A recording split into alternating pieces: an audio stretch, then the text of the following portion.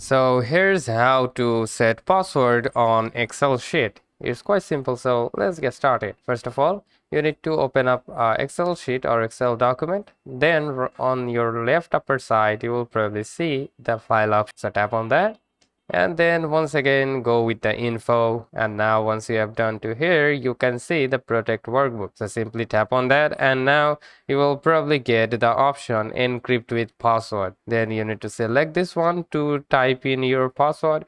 Then let me just type my password like 123 and simply go with OK. Then we need to re-enter the password once again and simply done it. Now as you can see, a password is required to open this workbook. So if we just simply close this up and simply save this down, and once again, if we try to open this up, so if we open this up, as you can see guys, it is asking for the password. So we need to type that in and simply go with the OK to open this up. So that's how you can password protect Microsoft Excel workbook. So hope this video helps. If yes, please leave a like and we'll see you very next time.